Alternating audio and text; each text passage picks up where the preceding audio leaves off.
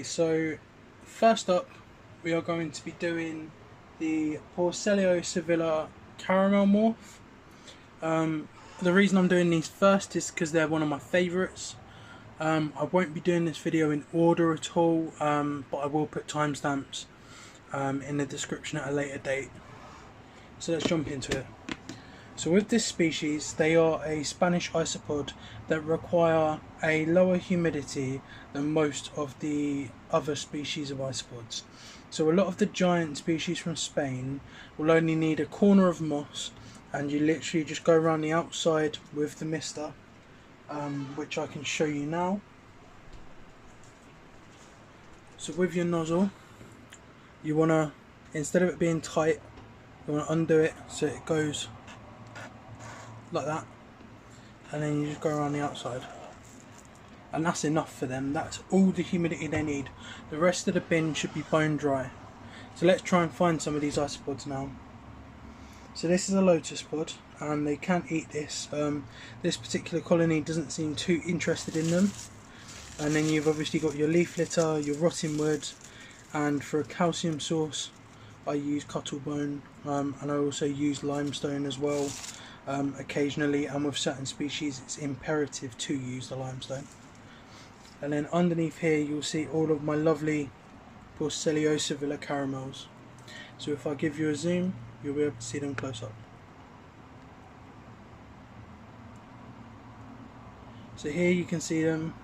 They're a lovely colour. They're similar to Hoffman Segai, and they're a similar size when they're adults, but they have this caramel hue. And obviously these are quite young at the moment, no particularly large ones. There is some colour differentiation, so some of them are darker like this one here, and some of them are lighter like these ones over here. And I don't think that's anything to do with age. I think that's just luck of the draw with this species. And you can see a nice big cork bark. They've got plenty of places to just bed themselves in, and they're absolutely all over the place. And this species I recently got 25 plus from Adam over at Microexotics, and previous to that I did also get about 14 individuals from him originally, of which only 8 survived after a short amount of time, and they were all female. Luckily he sent me out 2 males, and they were very, very busy. So in total in this bin I would expect to have about 40 to 50 individuals maybe at this time, and a couple of them are showing a marsupium now, so I will be seeing mankai very soon. So I'm very, very happy with this colony, and it's my most successful Spanish colony to date. Recently I had the Hoffman Segai along with these, and the Hoffman Segai I had 5 of, and all of them passed away. So it was really reassuring to see a successful Spanish isopods, and it leads me on to my next isopod species that I will do now. For anyone wondering, I'm just putting all of these bins on my bed, so it's going to be an absolute mess by the end of this video, so please leave a like and subscribe, because it's going to be a long one. I may do cuts, I may not, so we'll see how this video turns out, and I'll make that decision. And you'll either see from here, or we'll go from there. Okay, so this species is another giant Spanish species. It's one you would have seen on my shorts, and one you would have seen just on my channel more than others. It's the Porcellio Hasi High Yellow. So we've actually got one in the lotus leaf on this species, and again very little moisture, a very dry isopod.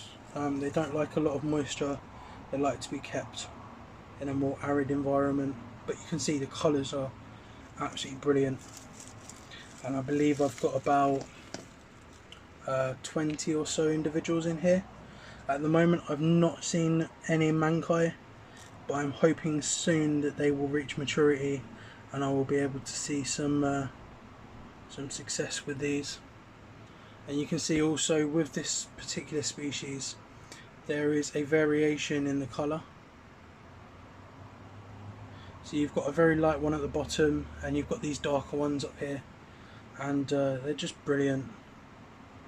Even this one here, you could selectively breed ones that look like this and get an extremely pretty looking isopod. A lot more distinction on the skirt on this one, and just really beautiful. And as you can see on all my cultures, even the more arid ones, I do have a springtail population that do take care of a lot of the maintenance in terms of the isopod's waste itself. And these are also very large. They rival Hoffmannsegge, but not 100% as large. And again with these, I will get the mossy side, which is more of just this corner, and we will give it a little bit of a spray down, and that's it. And you do that once a week. If it's quite humid, then you could even do it once every 2 weeks. It's really more important to have a dry area than it is to have the damp area. This species can go ages without any kind of hydration, and in the wild they will as well. So moving on, we do have, I do apologise for the cameras, it's been so long, and I'm really sorry about not putting a video out for quite a while, but unfortunately mental health does get in the way sometimes. So in this particular bin we have got the porcellio silvestri high reds. This was another species from Adam, and hopefully I will get some breeding success from these going forward. So it's quite a small colony and quite a low number at the moment, but we will get there. And there is about 10 in here hiding away somewhere. There's a really large male in here if I can find it, and it's quite impressive how large they can get. Again, it's another Spanish species, like it nice and dry. They don't like to be kept in a damp environment, and I believe I can see a marsupium under here. Yes, we have success. So underneath this isopod here that you can see in the front of the screen, there is indeed a brood pouch. Very difficult to see on the video, but I can promise you it's there. So hopefully we get some breeding and we get some mankai, which will be absolutely brilliant, because I've only had these a little while. I've not kept them for very long at all, and in response to seeing that, I'm going to leave them alone, because there is no point in stressing them out and possibly losing out on a potential breeding success. So that, guys, is the porcellio silvestri high red. So I said I wasn't going to do these in order, but I figured I might as well do all of the Spanish isopods and then move on from there. It's not a big deal for me. A lot of them are at the top because they need the higher ventilation anyway.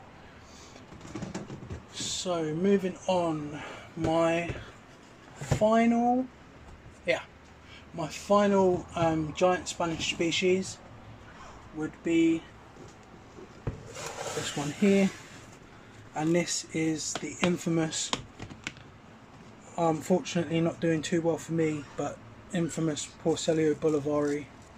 So hopefully there'll be some underneath this cork and I'll be able to show you, but at the moment I only have a few mankai, and the last time I checked I had 2 adults, both of which were male.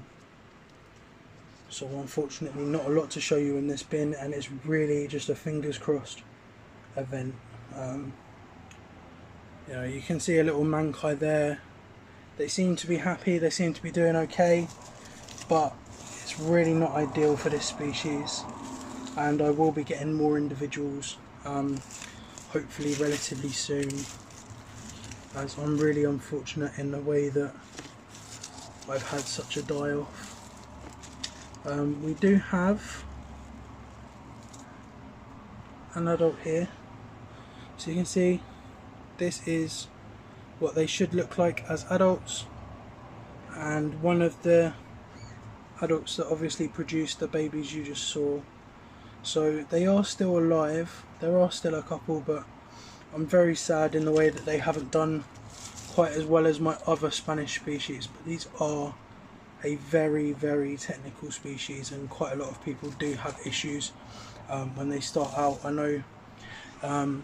know that he won't have an issue with this because he's stated it on his own Isopod video. If you go and check out Wally Kern's video, Porcellio bolavari, King of all Isopods, you will see that he got down to 2 individuals, and then luckily had some mankai, and his population took off from there luckily, and I believe he got some new blood in, similar to what I'm going to do. So fingers crossed I'll have the same kind of results as Wally did, and we will get there. But I'm keeping these slightly different to the other Spanish isopods. I do introduce a bit of back guano, I do introduce limestone, as they are found on rock faces and in caves in Spain.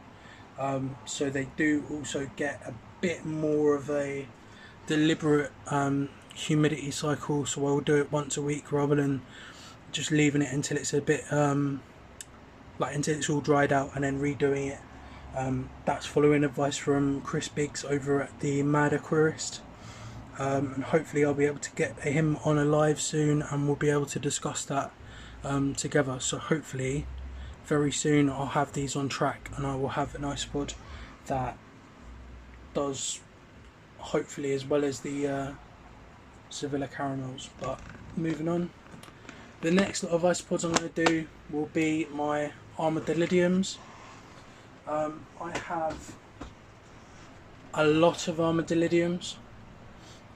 Recently I got shot of my porcellio laevis, so I had 4 morphs of porcellio laevis. I got rid of them and moved them on to newer keepers and people that wanted to sort of start their journey, because as I said on my live with Wally, I have a bit of a rolling collection rather than one that I can just grow and grow and grow, and I've really taken a liking to the armadillidium. So as you'll see, I've got quite a few morphs and quite a few species of armadillidium, and I'm really enjoying keeping these animals.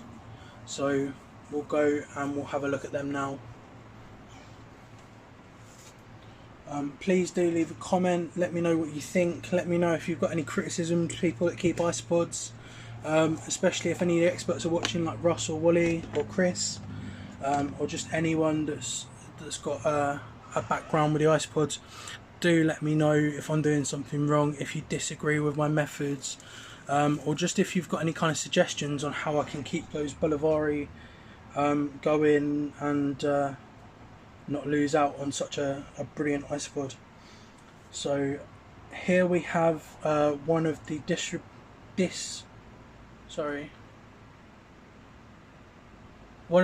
disputed giants of the armadillidium family.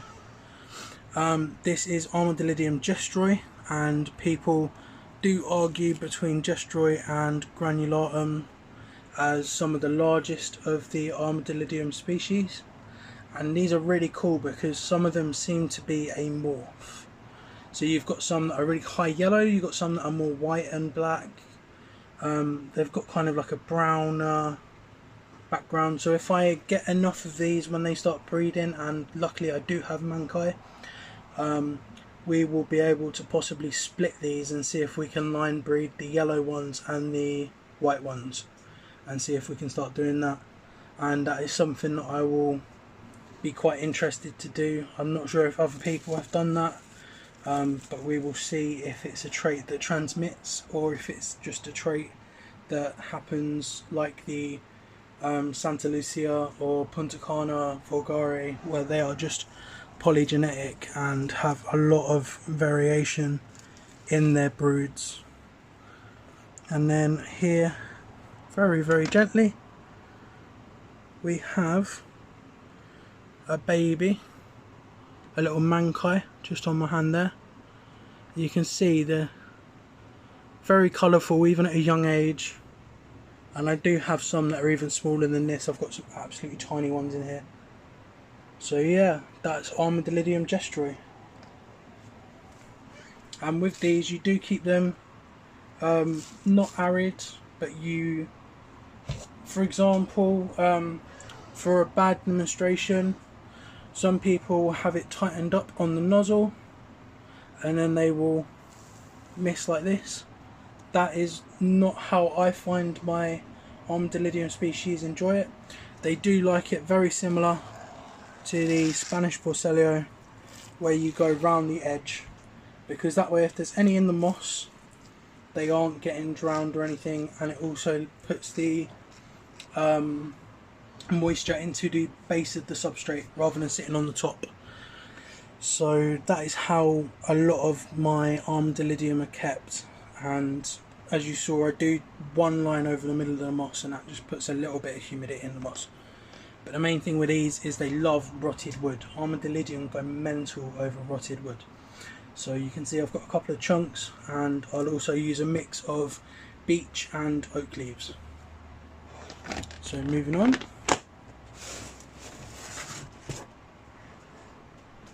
It's been so long guys, I feel like this is my first YouTube video again, so if I'm rushing, just let me know. I'm going to put this out regardless, but yeah, this isn't going to be the best one guys. Hopefully I'll get some better content out soon. So we have the armadillidium vulgari. You might think that you're looking at magic potions. You're not, you're looking at the albino Japan. So this isn't a T positive, this isn't a T negative.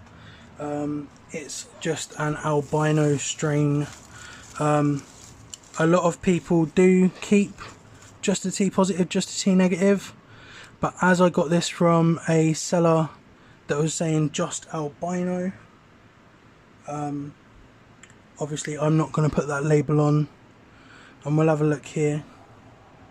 So you can see there's definitely some that are T positive, which means that they have more melanin, they stay darker, and they do look really stunning. Kind of like a honey colour. And then if I get one that's more along the lines of the T negative, which you can see here, it's a lot lighter, more like a buttery colour, and just a really cool looking isopod. So that's what this bin is. There's quite a few in here, they do vary in colour a lot, and I do have some mankai in here. I'm just kind of leaving these guys to it, as they are a little bit more shy and they are a little bit more keeping to themselves at the moment. I've had them for quite a while, but they don't seem to like congregating on the wood, so if anyone's got an idea of what I'm doing wrong, let me know. But again, just around the outside.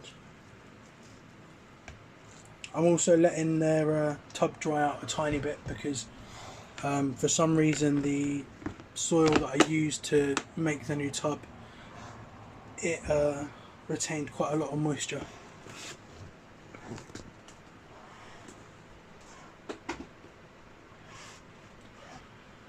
So moving on, we will go for our maculatum morphs. So we have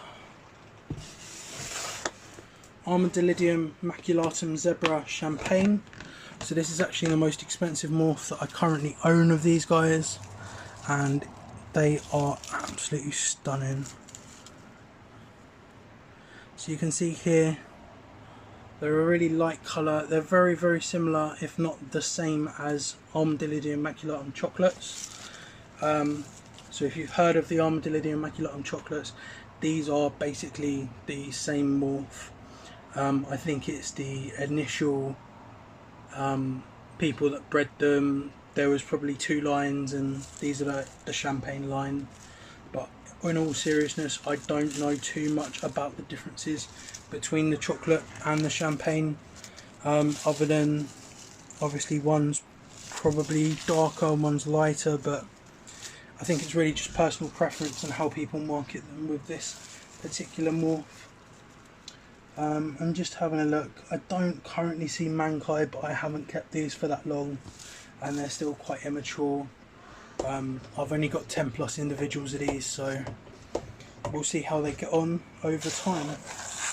I'm not expecting anything massive so far.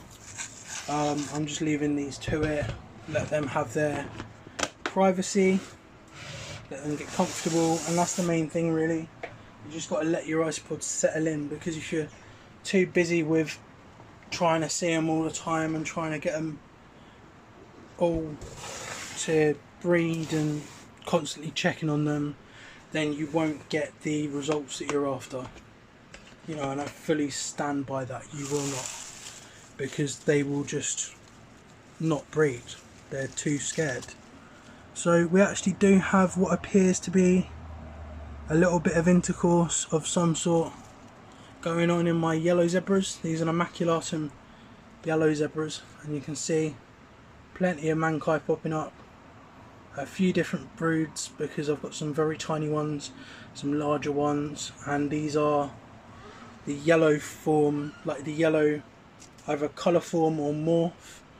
I'm not quite sure which way it works out with these guys, but they are really cool. You can't really see the yellow on the camera, but it's like a really neon pastel yellow. And yeah, these two are really doing something. So we'll see what comes from that. Very strange. Very strange indeed.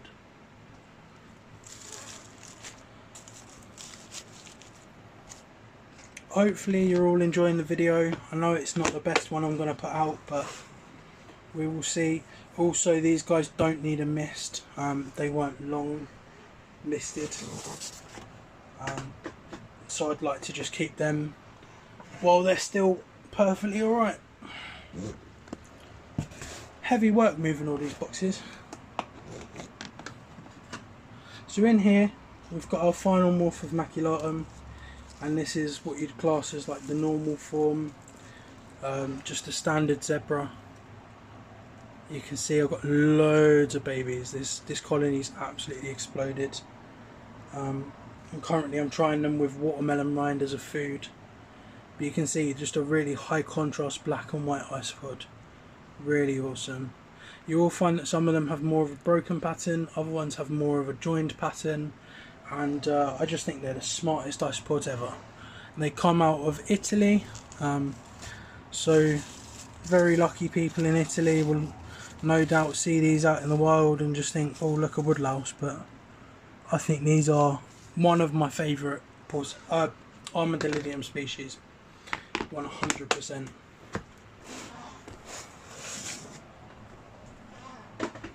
Running out of room on my bed, so I might have to put some back up soon. But we're going to carry on, see where we go from here. Alright, let's go for armadillidium clugai. So these are the clown isopods. I have two morphs. So this is the pudding morph, and basically it is a chocolate pudding coloured brown background with your typical spotting. Absolutely stunning looking. That is a hitchhiker, which I will remove.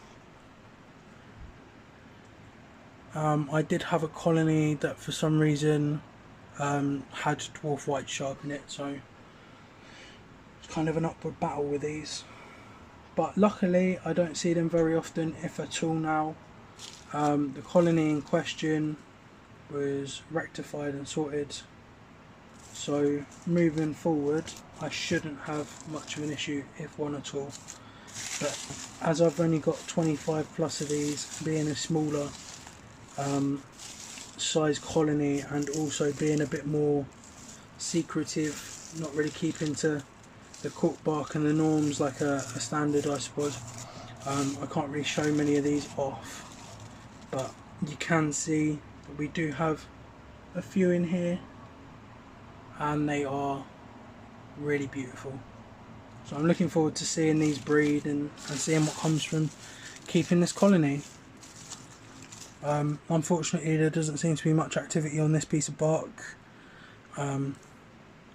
so I might change it and see if I can increase the amount of surface area that they can congregate on with a better piece of bark. But I do have these bits of rotting wood that they also tend to congregate on. But yeah, fingers crossed this colony does alright.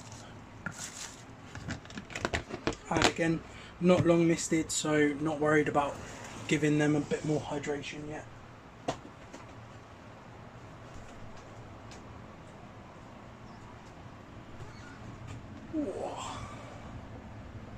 Here we have the armadillidium vulgari clown isopods. These are the Montenegro locality, and they are really cool. So they're black and red with the white spots, and a few will have yellow spots down the middle. So you can see just a really cool isopod. They don't like being in the light too much, so unfortunately it's not the best to film. And if I look on the bottom of these barks, you can see I've got loads of babies of all different stages, including really tiny ones. On that piece of bark there wasn't any tiny ones, and on this one there was one right there by my thumb. So you can see they're very tiny as babies, and I've seen them even smaller than that. This particular colony, I think I will just give a little bit of a mist, and I say a mist, it's more of a spray, isn't it? I feel like I've only just started my YouTube channel. I was getting really confident and I came out of it for a bit, and now I'm back to this, so bear with me. And moving on to our final 4 species of armadillidium before we move on to the final ultimate species that I keep currently. So this is the armadillidium nassartum, and this is the standard colour morph of the nassartum. So you can see they're similar to like a vulgari. A lot of people will say there's not much going on with these, but I think they're really cool, especially when you get the lighter ones. They do seem to have a very nice colour. I'll see if there's some more congregating under a different piece of wood.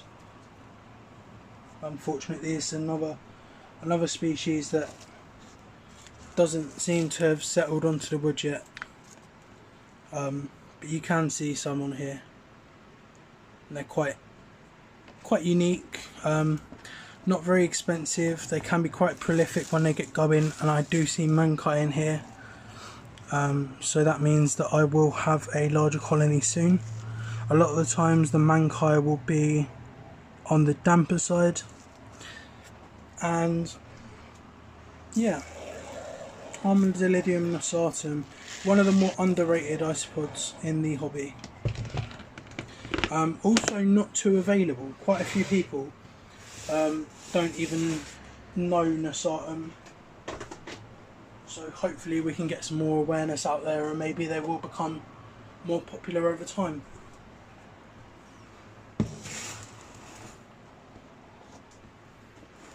And then in this one we have the armadillidium parakai. So I've got lots and lots of babies in here, a fair few adults, and they're just a really unique matte grey, shiny almost metallic, and yeah, these are really great. They tend to like a little bit more moisture, I find, and they seem to do well with that, but not over most of their enclosure, just over say a third. So what I do for these is I do my around the outside like I usually do, and then I will do a little bit just in general, and they seem to quite like that kind of environment.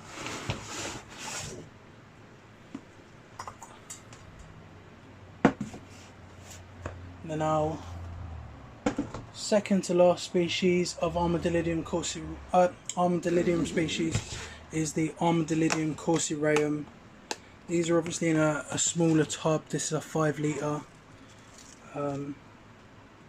and they really haven't taken to any kind of cork barks yet. They do like it sort of in the middle of the viv, or in the middle of the tub rather. And there's one here. So you can see they're similar to the clowns, similar to fronta triangulum and other species like that, and I think they're really great. But they're another really underrated species, and I do see mankai in here, so I will have more soon. But yeah, so a more patternful, less colourful species, similar to your maculatums where they've got the zebra pattern, but these are more like if you was to cross a maculatum and a clown isopod together. I do apologise for the poor camera work. And then moving on to our last two species, I'll zoom in a bit. And in here we have the magic potions. I believe I have the Japanese magic potions, and I should be receiving some more magic potions soon. Try and find another individual for you.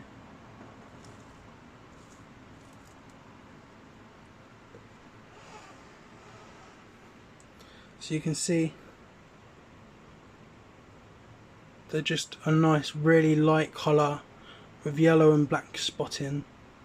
Really cool species, and they're actually a vulgari morph. There is an American line, there is a Japan line, and there is also a couple of morphs coming out of magic potions now, which I was unaware of until I watched Russ over at Aquaromax the other day on his live stream, and he had, I believe, what he referred to as orange dream, or no, orange Dalmatian magic potions, that's what it was. And then finally we move on to Cubaris species Panda King. Now this is probably one that you're not gonna see, but I'll try. Oh no, we've got one. It's just a mankai. I do only have babies in here, and I have about 7 of them, but these will be absolutely brilliant when they start breeding. We've got another one just there. They naturally live in caves in Japan, so they're all about living in the crevices, and they're doing really well. They like to be kept a bit more damp, so instead of doing the jet style, I just kind of do mainly on here and then a couple of squats over there. So they've got like a more humid environment. And also you'll see in the corner that powder stuff is the micro exotics back guano. So we've got a nice decent amount of that, and it's really great for cave species because it's going to be one of the natural food sources that they will eat in the wild. And that, guys, is my full Isopod collection as of July 2021. So you'll see there's a bit of a difference. There's a few species that I no longer keep. There's a few species that I now keep that I didn't keep. Well, quite a lot of species. And hopefully it's all up from here. But just to finish up the video, I would like to say that my good friend JB White over at Ant and the Colonialist on YouTube, he's running a petition at the moment, and if you join any of my pioneering Facebook groups, you'll be able to find it and sign it, and it's basically to stop the use of gel ant farms, which greatly impedes the health and the viability of ant colonies in the hobby. And it's one of those things where it's okay to keep them in at the moment, but it basically slowly drowns them, from what I understand.